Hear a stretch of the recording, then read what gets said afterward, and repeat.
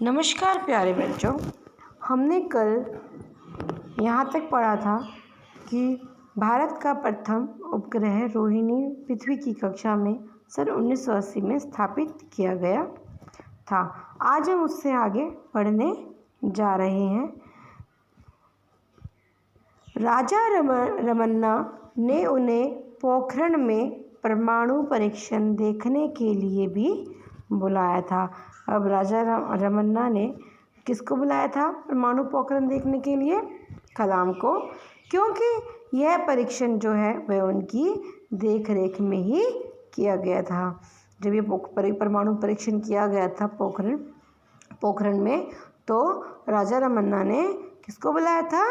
अब्दुल कलाम जी को बुलाया था, क्योंकि यह जो परीक्षण था वह उनकी देख रेख में ही किया गया था।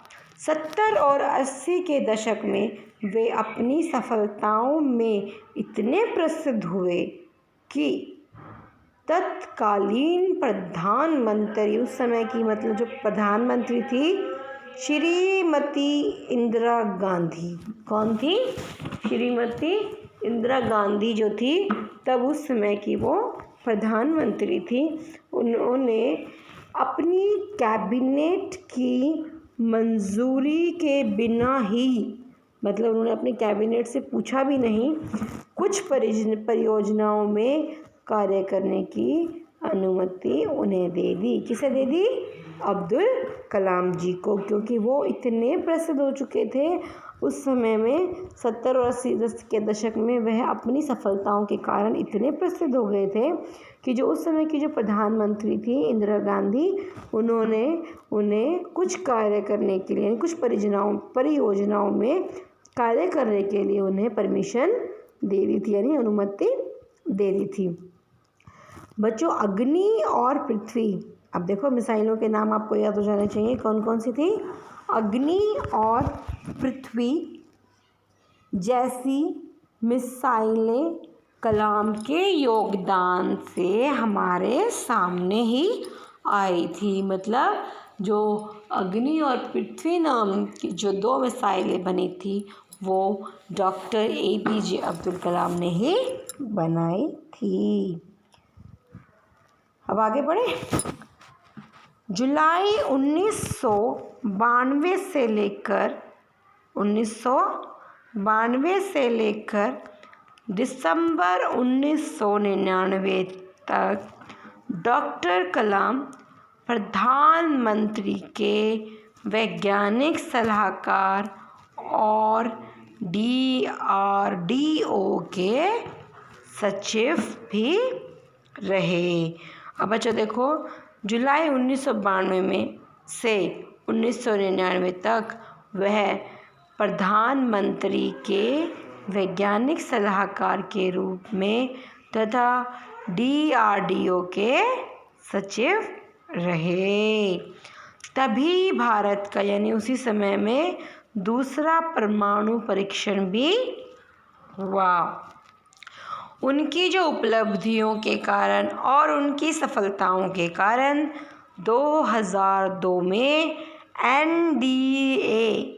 NDA क्या, सरकार ने उन्हें राष्ट्रपति का उम्मीदवार बनाया। किसने बनाया था? NDA की सरकार ने 2002 में उन्हें राष्ट्रपति बनाया गया। समझ आया? अब है अपने प्रतिद्वंदी कौन होते हैं? जो दूसरी पार्टी, जो उनके खिलाफ लड़ते हैं। जिस 2 पार्टी लड़ती है ना चुनाव, तो एक पार्टी और दूसरी पार्टी, तो एक दूसरे के प्रतिद्वंदी होते हैं। लक्ष्मी सहगल, यानी उनके प्रतिद्वंदी कौन थे? दूसरा नाम क्या था? प्रधानमंत्री का जो बनने के उम्मीदवार के लिए खड़े थे, लक्ष्मी सहगल को भारी अंतर से हराकर 25 जुलाई 2002 को भारत के 11वें राष्ट्रपति चुने गए। अच्छा बच्चों, मुझे बताओगे कि उनका प्रतिद्वंदी का क्या नाम था? लक्ष्मी सहगल और कौन सी तारीख को चुनाव में हराया था? 25 जुलाई 2002 को क्या बने थे वो? भारत के 11वें राष्ट्रपति बने गए यानी चुने गए। इससे पहले ही उन्हें भारत रत्न की उपाधि मिल चुकी थी। अब उससे पहले बच्चों ने किसकी उपाधि मिली थी? भारत रत्न की उपाधि मिल चुकी थी। उनका कार्यकाल 5 वर्ष रहा। बच्चों देखो, राष्ट्रपति जो बनते हैं वो कितने साल तक कार्य करता है? सिर्फ 5 वर्ष तक, है ना। तो उन्होंने सिर्फ 5 वर्ष तक का कार्य किया और यहाँ से जब वो सेवा मुक्त हुए यानी जब वो यहाँ से गए वे शिक्षण और मार्गदर्शन एवं शोध कार्य में जुट गए। अब वह क्या करने लगे? शिक्षण देने लगे, लोगों को गाइड करने लगे, मार्गदर्शन करने लगे और रिसर्च यानी शोध कार्यों में लग गए थे। कलाम हमेशा देश के युवाओं को प्रेरित करते रहे। देश के युवा कौन है बेटा? हम सब। हम जो न्यू जनरेशन आती है ना, युवा यंगस्टर जिन्हें कहते हैं हम, वो सब उनसे प्रेरित हैं। उन्होंने ही व्हाट कैन आई गिव की शुरुआत की। किसने की थी व्हाट कैन आई गिव? कलाम जी ने व्हाट कैन आई गिव की शुरुआत की थी।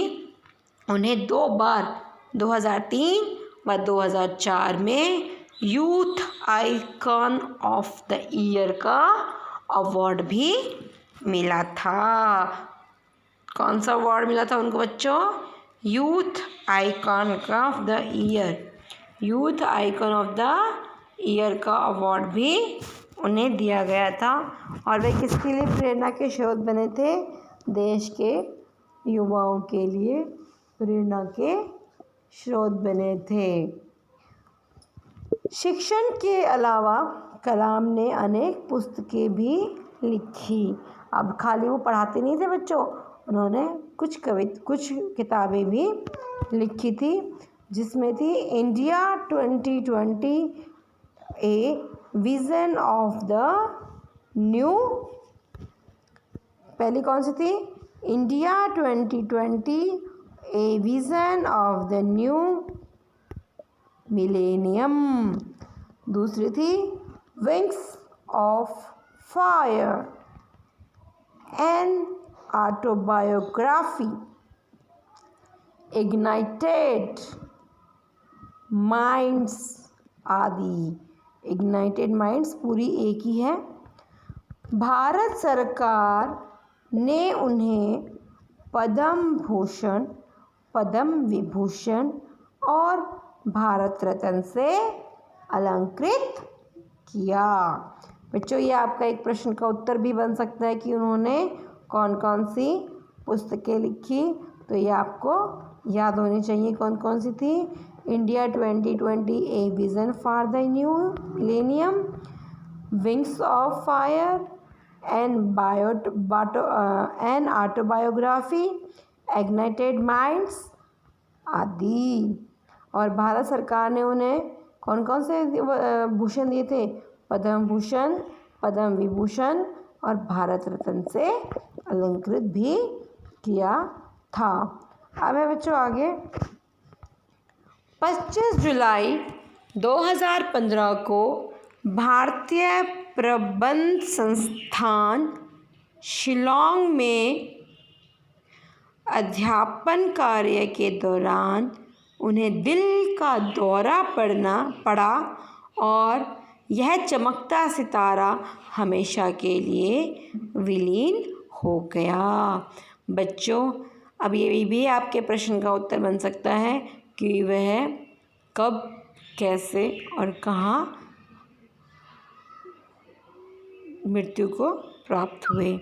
अब जैसे हम बताएंगे 27 जुलाई 2015 को भारतीय प्रबंध संस्थान शिलांग में अध्यापन कार्य के दौरान कार्य करते हुए उन्हें दिल का दौरा पड़ा और यह चमकता सितारा हमेशा के लिए विलीन हो गया, मतलब भगवान को प्यारा हो गया। आज कलाम हमारे बीच नहीं है बच्चों, परंतु हम उनका नाम और विज्ञान के क्षेत्र में उनका योगदान हमेशा याद रखेंगे या सर्वदा याद रहेगा बच्चों। हाँ जी, उन्होंने इतनी ख्याति प्राप्त की थी, वो इतने अच्छे इतने प्रसिद्ध वैज्ञानिक थे। उन्होंने ऐसी ऐसी मिसाइलें बनाई थी सबसे पहले, तो हम उनका जो योगदान है विज्ञान जगत में, हम उसे कभी नहीं भूल सकते। धन्य थे वो मिसाइल मैन कलाम। तो अब बच्चों देखो, आज हम उनको मिसाइल मैन के नाम से भी जानते हैं और वे हमारे देश के 11वें राष्ट्रपति भी रह चुके हैं।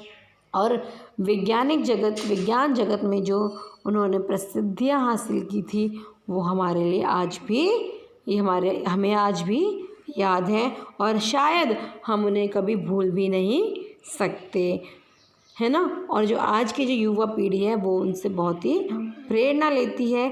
क्या प्रेरणा लेती है कि जिस तरह से उनको सीखने की लगन थी और सिखाने की लगन थी, और आज युवा पीढ़ी उन्हीं की तरह वैज्ञानिक बनना चाहती है और उनकी तरह ही ख्याति प्राप्त करना चाहती है। ठीक है बच्चों, आज हमने ये पाठ पूरा किया है और हम इस पाठ को ध्यान से पढ़ेंगे क्योंकि ये बहुत ही महत्वपूर्ण पाठ है। इसमें बहुत अच्छी अच्छी बातें बताई गई हैं उनके बारे में कि उन्होंने कहाँ से क्या प्राप्त किया और क्या शिक्षा ली। ये एक उनकी जीवनी की तरह पाठ है। तो आज हमें उनके बारे में बहुत कुछ जानने को मिला और उनसे बहुत ही अच्छी सीख भी मिली। और हम क्या करेंगे, इस पाठ को पढ़ेंगे और इसके जो मुश्किल शब्द आए इस पाठ में, और उन्हें लिखने का भी अभ्यास करेंगे। धन्यवाद प्यारे बच्चों। अब अपने पाठ को बहुत ही ध्यान से पढ़ना। धन्यवाद।